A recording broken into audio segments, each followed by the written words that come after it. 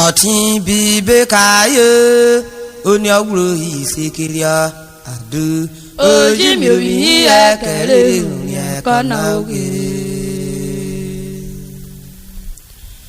Ọtí bíbé káyé oní ọgbùrò ìṣèkìlíà àdó ojú mi ò rí ẹ̀kẹ́rẹ́ ìròyìn ẹ̀kọ́ náà òkè. Ẹ̀gbọ́n àwọn kàmọ́nù rásẹ̀ àpọ̀nà. Oja pẹ̀rẹ̀ wọ́lọ́ àwọn ajẹ́rẹ̀ rẹ̀ ọ̀gánẹ́gbọ́ lápẹ̀rẹ̀ rorokù wúra pọ̀ ìmọ̀fún mímrẹ̀ fúge orí iṣẹ́ ẹ̀sìn rapọ̀ náà ìwúrẹ́ rẹ̀ sí rẹ̀ fún kúmọ́ wọn yọ pẹ̀lú àdó kò fún yá ìwú yẹlẹ wò. Ọ̀nànà mẹ́tánà ìwé bèbú kánà èrè mrẹ̀ fúge. O ṣọ́rẹ́sì wo màyẹ́nà o àdó o fúrẹ́sì wo jáyìdó. Ìlú ẹsẹ̀ wọn dó àwọn akẹ́rọ̀ ìwòrán pọ̀ ọ̀gánà ìwà ẹ̀rẹ́ o bláblá pọ̀ kiri ìwòrán pọ̀ mímí kiri. Ìwíwé Jésù sí lè dẹ̀fọ́ ọ̀pọ̀ àbùkọ́ eré pẹ̀lú kíláàsì ọmọ ìrìnrìn kíkọ́ káìrọ̀ ẹ̀gbọ́n káìrọ̀ káìrọ̀ káìrọ̀ àdó káìrọ̀ káìrọ̀ káìrọ̀ ẹ̀gbọ́n ìwíwé Jésù sí lè yó ọ̀pọ̀ àbùkọ́ eré pẹ̀lú àdó ìrìnrìn kíkọ́ káìrọ̀ ẹ̀gbọ́n ọ̀nàna kò lè lè dùrà wé. Nàwé ọ̀pẹ mi jẹ́nẹ̀rà ológun àpọ̀ òde òwárò lè mú kí tí ìran wá rí àpọ̀ Dèfídì àjọ Urhobo náà ọ̀gá wọ̀wọ́ bí wo ẹ̀sìn wo wẹ́rin wo òsìrọ̀ yóò fẹ̀ tí a rí o. Ẹ̀gbà o ìrékìrà àti kò Lagos lálẹ́ ọ̀ ìgbódú mákẹ́tì. Nigeria kúròdé ìtàrí báìbùlù amọ̀rin dàákwá wọlé rírò gẹ́dù ẹ̀kọ́ tọ́lùdù EAN ìgbódú mákẹ́tì amáfùgìrì bàbá àjẹrẹ́ Elizabeth ọmọ tẹ̀rọ mẹ́ta ìwọ̀lódù mọ́dì kan ìrẹ̀lẹ̀.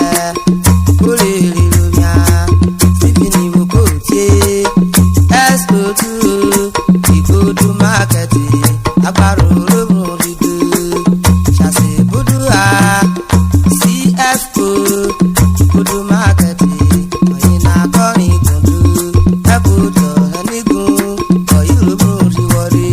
ṣoko kàńgó tí o ọ̀rẹ́ nẹ́ẹ̀bì ọmọ wẹ̀ ìwó nànà ìkéré náà àyíké wéwé ní bẹ́ẹ̀kọ́ tọ̀ yìí wàdú Ohio ìtàṣe. Dẹ́bùnlé àyín mo wá bí mo tù rí ó pọ̀ fọ́ rárá Urhobo. Ìwọ náà ẹ jẹ́ ẹ̀kọ́ àrùn. Ìtẹ̀lẹ̀ rúre ẹjí kóra ìlú àyín ìlú kedere. Àyèrè wọ́jẹ́ rí tó ṣòdì ìfúre kọ́ àyè wà bọ̀. Ikọ̀ ọ́sítọ́mù kan yé da ìjì kéwà náà yé wẹ̀rẹ̀ kéwà náà yé fẹ̀rẹ̀ ìrìwó rí mẹ́rẹ̀ kù. Lọ́pàá ọ̀rẹ́ kọ́sọ̀mù ọ̀ràn iná ké belebe ìlápá yomi ìfàyè míyomi ìfàyè rẹ̀ kúgé ìnana kíjé èrè múra múze ọ̀rẹ́ kọ́sọ̀mù náà àbòfì umiogo ẹ̀wà ìwò nana kì í sìgẹ́ ìwò ní sìgẹ́ ọ̀nà mẹ́fà wánà ó rán wọn lóde òkú yomi rẹ̀ múre. Wana yedana emuri koya de ifureki ayeya do wana oluguro ira oyibora ro ma bere eja ka ko na we yona bonye iwo ni wo Urhobo ama Urhobo rapa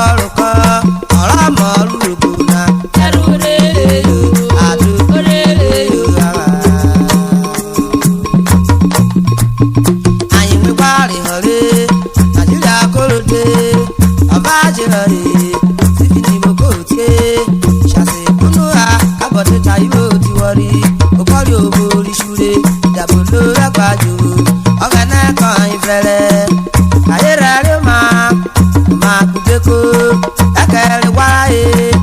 iruta yugo oya ina ya odete no de ero te nero abajo biru ofura akojobo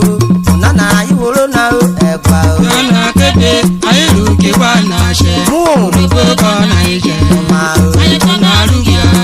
ayi bera omi amati abora ayanyanyare ofuga ire iworide ayewaruda ayejairarere pabira famlena ababote tamiwe igori kegunya aroma kora ire ikostomu amasaro logire rimya ayejiwora ame Nigeria aibiru mere sese bomle wana ababa yewara ado ayeje baja Urhobo owo emu bimyomi kamowo sunwo ora wo bifumya ubere amamna na ofiti bebu Urhobo ka egbenya ota wa fiota karefu Nigeria wo foira oto jamiwo owo lo fia owo lo senya uyo ta wo lo kono mi so tana do idera do biti ajo Urhobo na ole Urhobo na ko eke jariwo keta fara warwa de yare hume mo pa oto abakira riwo riwa davio arora jona Urhobo na ayiwo titiyan ayini yere ibiti ajo orota ore yomya koko yomya de kokofo Nigeria na ja yomya amani pali soja kayiwe sade adegbara ehare ayiwo tuboye kosamu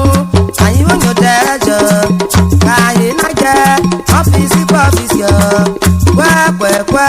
chere mari prepare you ado amabege yo kabara amabege amani opara jo aya rawe mu jona we ramure ari aro ri mi lagba ora de komu ayero mayara olorobu ya mare amaperu enu ejo buru ro mi se tabo ikanero Urhobo agana biko oworo de Urhobo eja duro balo oderi Jesu ise general aja aya gana re Nigeria emuja ebi Nigeria ebi di bija emne ure awaro to igoge me baba egba kure awakara kona ajabota beto dede ota ayo ato general aja ore aja ikoko aboso pamre kwabia abi veru gibiare abomwe kwabia ikwajo malere ikostomu je marugi abevae unya na general wena Nigeria kode abaje divini bokote chase bunua oda yaro kaeru nunale ami wenye general general do agana riyawa ojugu ayatacha ari akona ayata general aja obo chakona awero dele mu ara akpaode na akpaode ari mu rabo eye keriwera ifun rekota Urhobo na itumu scholarship ya general aja o wa fowa obi wo wota o fi soja re soswa Urhobo na dederi nunena aro pabo debidi aja Urhobo kayaba ama Urhobo erobi soja terera tiri wota general ibia onule ruyere abeba pami general abo general do agana wiyawa ajere general olórogún ẹsẹ̀ bàbá kan yẹsẹ̀ rìṣẹ́tì kò jẹ́rọ ìbò ọ̀pá àròbùn rè wúlóbó òfin ìrúwé mu lórí ewé náà ó nìranwé wọ́mẹ̀yàn rọ́gbà wọ́n búrúdú ọ̀gá náà fò wẹ̀rọ nàìjíríà bàjẹ́rọ̀ lẹ́yìn èrùwé mọ́mí wọ̀wẹ̀ kóbi wo kọ̀díwìn ní òbí ní egele rákó ọyìn sójà ọ̀sán lórí jẹ́nẹ̀rà ìlú rọ́bà rẹ̀ ọyìn owó tùbẹ̀ ìsójà mọ́ṣọ́ àmẹ́kọ̀díwìn yàn kàn yé rọ́bà military police ìsójà ayélujára àmẹ́kọ̀díwìn ní ibi máa yẹ kàrà ìrànwé rọ́bìrì ní ìdrẹ́bà jẹ́nẹ̀rà yọ̀nì musa kọ́ yé ṣe owó ráwùsí ètí mi èrè jọ́nì fó wọ̀wẹ̀ kóbi wo jẹ́nẹ̀rà tó wàdó ọ̀gá náà bí yẹ wọ̀wẹ̀. àbẹ́bà tó ta ọ̀rẹ́ kọ́sítọ́mù náà ọ̀yá lè ṣe mi omi rè àdìrán ń wo mi lóòràn mi fọ́lẹ́ ìkọ́sítọ́mù òfin ìwé mú pa ìrere òmìnira àgbà abúlùsù bèbè kọ́sítọ́mù ọ̀gájà wọ́n ló ṣe yẹn òkò tí fọ́kọ́